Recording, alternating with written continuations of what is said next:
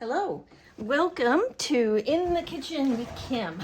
I thought it was kind of a interesting title because today I'm going to be showing you how to make very interesting texture on your jelly plate with kitchen tools. So if you're like me, you would much rather make art than cook something in your kitchen. So I'm going to show you today how you can use these kitchen tools to make texture. Now, let me talk a little bit first about where to get these kitchen tools. Obviously, you can use your own kitchen tools, but once you use them, you really shouldn't use them for anything else because even if you use a non-toxic paint like I'm going to be using today, it's still, you know, just a good idea to reserve your kitchen tools used in art just for that. For example, I mean, even though I have washed this, obviously there's still paint that stays on and those kind of things. Okay, but mashed potato peelers are some of your best ones because I have yet to see two mashed potato peelers that look the same. Did I say peelers? Mashed potato mashers, potato mashers.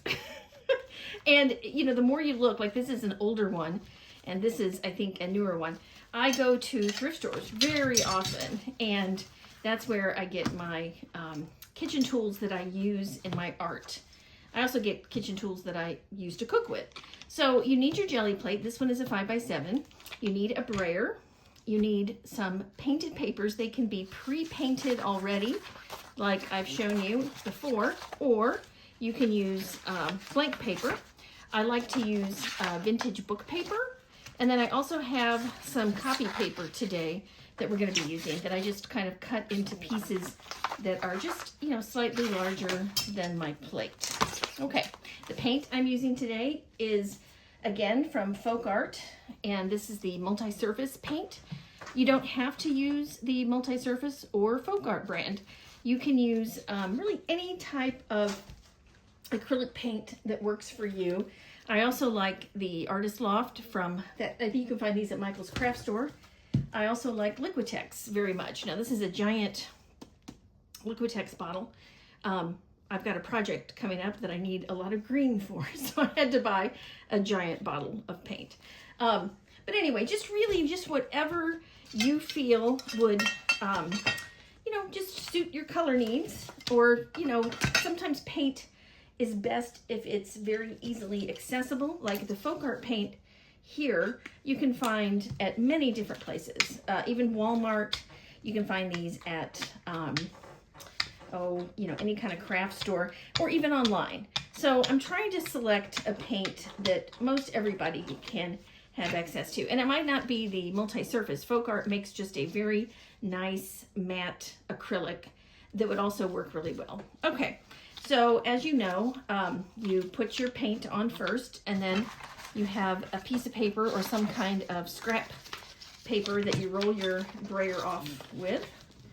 So I'm going to use this. And the nice thing is once you've rolled your brayer ink off this, and this can be used again with another, you know, plate image with texture. Okay, I'm going to start, however, though, with cardboard. Now, technically, in my kitchen, this is considered a kitchen product because it's in my recycling bin or my trash can.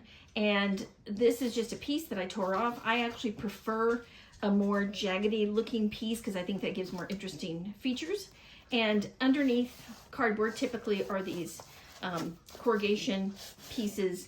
You know, it just depends on your cardboard. And I've found that the more you take a look at your cardboard that you have, the more things you can find out about it that would be useful for you in your art. So I'm just going to take this and plant it firmly onto my jelly plate, and I'm just going to give it a big, I'm just kind of really pushing down into it because the jelly plate, like I've said previously, is kind of like a mattress. It's got a little bit of a give, like a spring to it. And so by pushing this into it, you're allowing the paint transfer. So the paint is going to come off the jelly plate onto the cardboard texture, and then the cardboard texture is going to be the one that's pushing down into the plate to give you your image. Okay, so there you have it. Now, once it's on the cardboard, again, another bonus thing, if you're fast enough with this, because you don't want to let it dry, you can actually take another piece of paper and get another image transfer off this, or another monoprint. Completely up to you whether you want to do it this way or not. I actually, sometimes the results are really good, like that one, not so good, but sometimes they're good, and it kind of surprises you. Okay, so I have a little bit left over here on this side, so I'm going to flip it around and get some over here. And I really like this turquoise. I think this turquoise is great. I should probably be using different colors, but that's okay. And I'm going to also go up here because I saw a little piece that I didn't get before. Okay, now I'm going to take one of my printed papers. I have a lot of these. Some are better than others. I think this was actually one that I rolled my brayer off on. But I love the pink contrast with the turquoise. And so we already know that that is going to give a really nice overall look to the paper, because you've got that heavy contrast with the turquoise against the lighter pink. Okay, so I'm going to push that on there.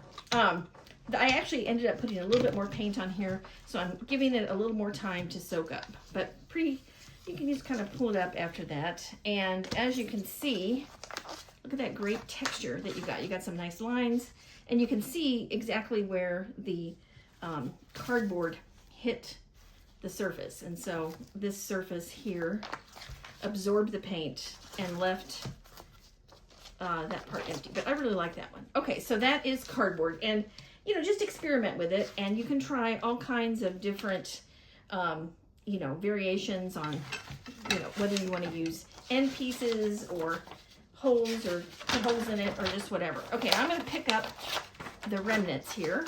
I do like to leave some on the plate because I feel like that adds to just the overall texture, the interest. Okay, so I picked some up. I'm going to leave that on there. All right, the second tool I'm going to show you is the deodorizer. Now, this may not look like a deodorizer, but this is actually something Dollar Tree sells. It's an air freshener, and the idea is that you would take, you know, a little loopy thing here, and you would hang it up, and you can put it over a vent, and then as the air, you know, the heat or the air conditioning comes through, it gives a nice scent. But I like it because it is very textured, and I think it would look great on the jelly plate. So I'm going to go over with a color that will go well with the turquoise, because you're going to get both of the colors coming through. And I think I used the right amount of paint this time. Sometimes I use a little much. Sometimes I, you know, use less. It just really depends. And that's the beauty of the jelly plate, is that as you continue to use it, you're going to get to know how much is a good amount, how much is not, what's not going to work, what works. Okay, so I'm going to use both sides of this. I'm going to use this side and this side. So this is a flat side on here. And the flat side, I should just get kind of a, you know, diagonal kind of image here. Let's see what I've got. Let me pull this up gently. Ooh, that's nice. Okay, I'm going to take this off, and again, I'm going to try to get another print off of it if I can. I don't know. And yeah, I got a little bit. So look at that. That actually looks kind of nice. It looks kind of spidery webby under there. Okay, and then for down here, I'm going to use the reverse side, which is more, it's a more raised side, more raised image, or it should give us a different kind of image. I don't know what I'm saying. Okay, so that's interesting too. So I'm going to go over here and pick up these over here. Okay, and we got a nice image. Now, one of the things I love about texture that has repeating patterns on them is this is really good in your art, especially when you are really concerned about composition. And for those of you that are that study composition, or maybe you make mixed media art pieces or collage, you know that repetition is one of the compositional elements that you want to make sure you have in your art. And so using pieces like this that have the repetition already built in, and then you make collage papers with it, when you use this in your art, you're automatically going to see those repetitive lines that come through. And here's some, and here's some. Okay, I'm going to pick up another piece of that just because I like what's left on there. And I typically, especially with these where I'm just kind of messing around with different tools and things, I save these for use in my collage. Okay, and that picked up some nice ones as well. Okay, I'm gonna go in now with a yellow, because yellow also can coordinate with green. You wanna avoid kind of the mud color, as you know, and if you're like me, you've made mud before with your colors. So I try to, you know, in between each pull, I try to go in with a, you know, kind of a complementary color. Also, then I can use the paper that I just pulled up and I can brayer off the rest of my paint. Okay, this time I'm going to use one of my favorites. This is one of my favorite ones. It's one of my favorites because I love circles, but also you get this texture that's in here, and it's also really fulfilling. Now I'm gonna go off the plate here in the corner, and I'm gonna kind of push down on that. And then, actually, I need to have a piece of paper ready. Okay, because I'm gonna use this. This is gonna be a twofer. So you're gonna get the image pressed in, and then with the paint on here, I'm gonna push it off onto the paper. And you need to have that paper ready because it will dry. Okay, so now I'm gonna go over here and push down.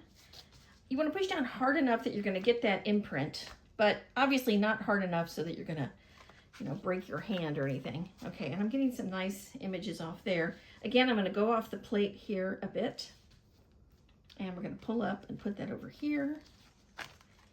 Do another one, and it kind of looks like a sewer grate when you look at it, but it really does add to your mixed media. Like if you're making junk journals or scrapbooks or junk, I guess I was gonna say junky journals, but I guess little books. You know how people make those like little sketchbook, junky sketchbooks. I don't know what those are called, but these look great because when you look at them, you wouldn't necessarily be able to tell that it's a, you know, piece that came from a potato masher. Okay, hold on just a minute. Throw that over there for my dog. Okay, so I'm gonna pick these up now with a little bit of the green that's on there.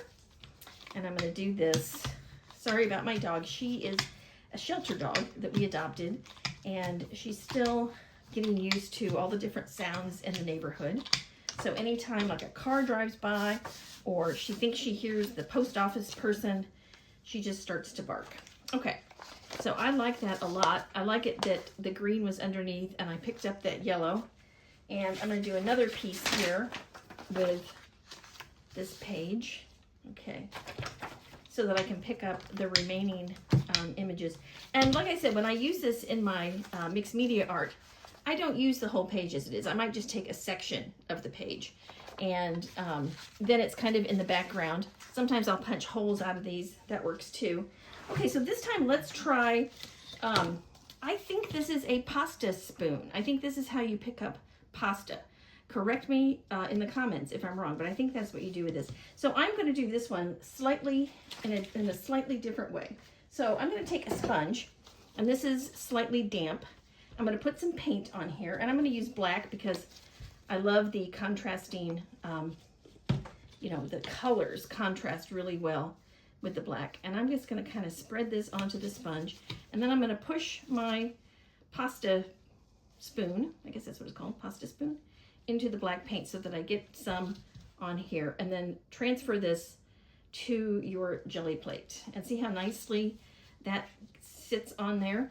And because the sponge is slightly damp already, when the paint hits it, the paint is not absorbed as much into the sponge. So you're able to get several, you know, images out of the sponge.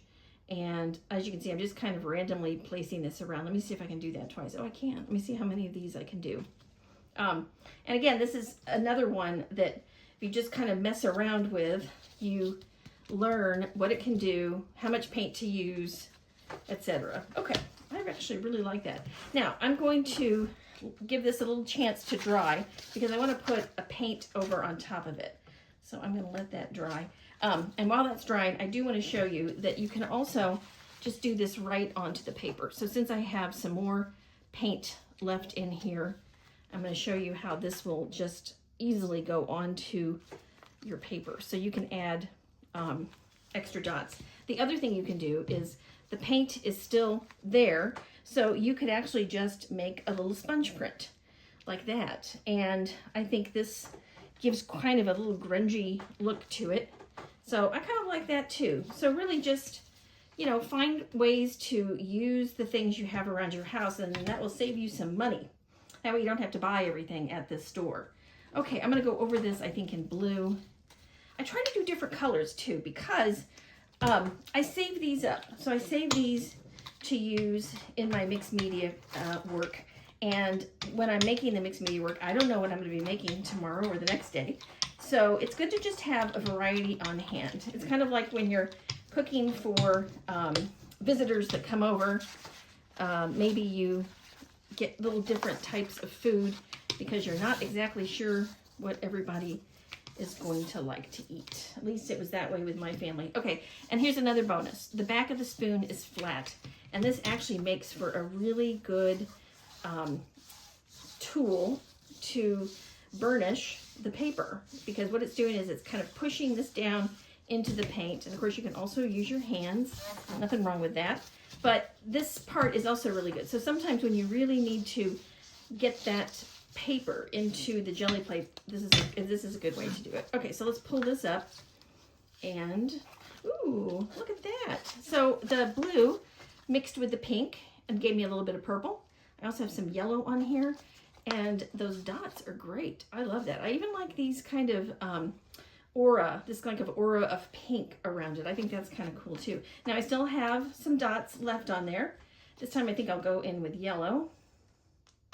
And I'm going to show you what a spatula can do. So we're going to do this. This is another twofer. So this, I think, is an icing spatula. I never made cakes, but I think this is what it is. And this, you can see how it's just kind of straight. I try to kind of, if it will, I don't know if this one will or not, but I try to bend it if it will. Okay, this one won't bend. I have another one that will bend, so it kind of makes it an offset spatula, but it doesn't have to be offset. And what I do is I treat this like it's a cake. So you know how you ice a cake or a cupcake? You can do this with the spatula. And it's going to give you a different look on your plate, because you see how the spatula gives you more uneven surface. So you get some areas where there's more paint, areas where there's less paint. And then I'm also now going to go in and make kind of a checkerboard design on here with the end of my spatula. And then when you're all done with that, you can go in to your paper and just spread the rest onto your paper like that. So you're not wasting any paint. Okay, and I think for this one, I like this one a lot, so I think I'm just going to use a plain piece of paper for it. But this can do lots of things, and then you can also use it here to help burnish that paper onto your jelly plate. So you can just do it like this, and that'll give you a really nice way to get that paper kind of stuck onto that jelly plate. And then pull it up, and look at this. Now, I particularly like this paper too, because this has arrows, it has squares, you're getting this grunge. It's really nice. I'm going to go back up here though, because I don't think I burnished up here. I think I missed that one, so let me do that here. But this is just going to add to your stash of papers that you can use. Okay, so the next thing I'm going to do is take, see if I haven't used this kind of a peachy color. I like this a lot. Actually, this is pure orange, it says. It looks more like a different color. I'm going to use a silicone spatula for this one.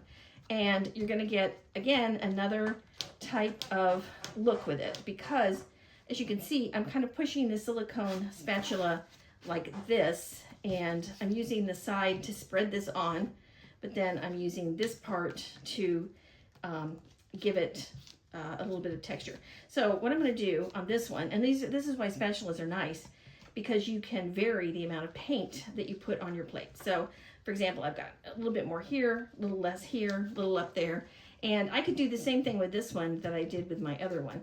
I'm not going to, because we already did that. Instead, I'm going to take a piece of paper that I have already punched some holes in with a hole punch, and this technically, I'm going to say it's kitchen because this was in my recycle bin, and so I'm using it from my recycle bin. So that's why we're going to count this as kitchen. And you know, feel free to raid your recycle box or basket or trash can or whatever, because you're going to be able to find lots of things, including cardboard, little pieces of paper, all kinds of things. I found some good things in my recycle bin that I can use in my collage. Okay, so then I got some nice little circles here. I'm going to pull this up. And the other thing this does is now you have also painted this piece of paper. So now it was whitish before, and when you pull it off, look at this nice kind of a grungy orange that you're getting here. I'm going to put this down here so I can get some more on there. But then save this, and this can be used in your mixed media work. So you've got a nice image there. Okay, I'm going to leave that orange on, and I'm going to use, I think, this green. Now, hopefully this is going to make mud for me. Remember when I told you that I'm really good at making mud on my plate? I hope not. I hope it's going to give me kind of a 70s retro vibe. You know, the green and orange together. Okay, and this time I'm going to use a dry sponge. Now, this sponge is one of those, it's dry, but it has the little holes in it, so you're going to get some texture. So think back to the days when sponging your walls were in fashion. How many of you did sponged walls on in your house? I did. And it's funny because at the time you're thinking, wow, sponged walls. And then, you know, after a while you're like, oh, sponged walls. It doesn't look so good. Anyway, I'm going to use a yellow piece here and pick this up. And I'm going to burnish with my spatula. And like I said, I find all kinds of used kitchen supplies at thrift stores. And some of them are in better shape than others. Some are cheaper than others. But it's a really good way to use these without having to purchase new or having to use your own. Okay, so look at that nice speckly, very textured image. I really like that. And I like it that you can see some of the orange and some of the yellow. This is really nice. I like that quite a bit. I'm going to take this one that has some neutral areas, negative space in it, and I'm going to put this one on there. And we're going to see how this one works. The other thing you want to be aware of, though, is how to store your collage papers. Okay, that one I don't like as much, but, you know, every once in a while you make a jelly plate print that just doesn't look good. You know, I try to avoid that personally, but sometimes you just can't help it. Okay, I'm going to be using this time the Extreme Sheen Gold. And this is by Deco Art, which is also by Plaid and Folk Art. And what I really like about this is it does have a really nice kind of a glittery texture. And I am not typically somebody who likes gold in my work, but every once in a while it's pretty good. Okay, this time I'm going to use this kind of spatula, and I'm going to spread this on. And I want this to be a little bit thicker.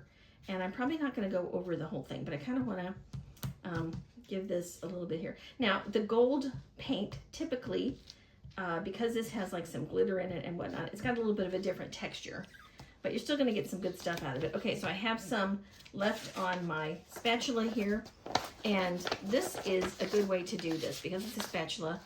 I kind of put it in between the paper and I pull it out like this, and you're going to get, again, a different look, kind of a more, you know, kind of a rougher texture. Okay, but for this one, I'm going to use this potato masher that has holes in it. And I remember finding this at the thrift store, and I have never seen a potato masher like this. But the ergonomic design, the handle, allows you to actually put some more pressure on here. And I have used this, not this one particular, but there was two at the thrift store at the time.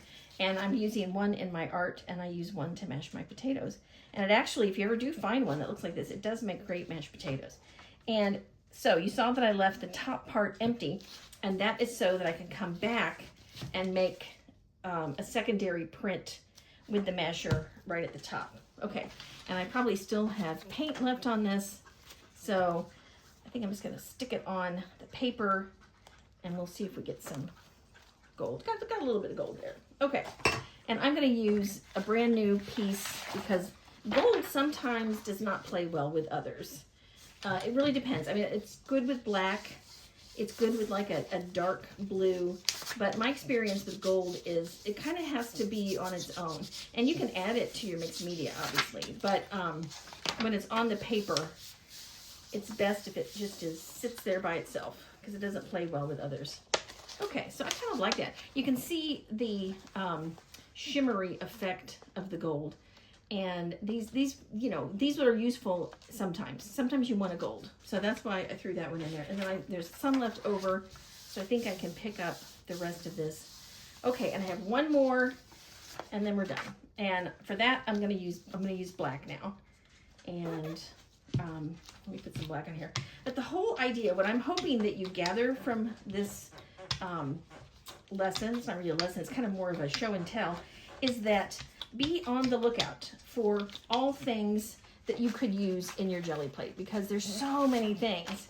And don't get me started on children's toys, because you can, you know, like Legos, think about pattern blocks, all those kinds of things. So don't steal from your children when they're currently using them. Just make sure they're done using it. Okay, this was a wrapping paper piece of cardboard roll, and it was longer, and I had my husband take a saw and cut it off. And this makes great circles. I'm going to show you how this is like undeniably wonderful, whatever. You can also use a toilet paper roll in the same way. You can use a paper towel roll, and especially because the paper towel and the toilet paper roll are going to be a different circumference than this one. And so you're going to have different size circles on your plate. Okay, and now, because I just can't help it, I'm going to continue to put more circles on there. And let me get a piece right here.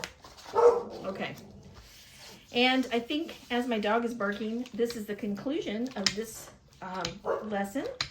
And I really hope that this encourages you to go out there and find different tools, cardboard, things around your house that you can use on the plate that will help you in your mixed media work. Okay, thank you so much. I appreciate it.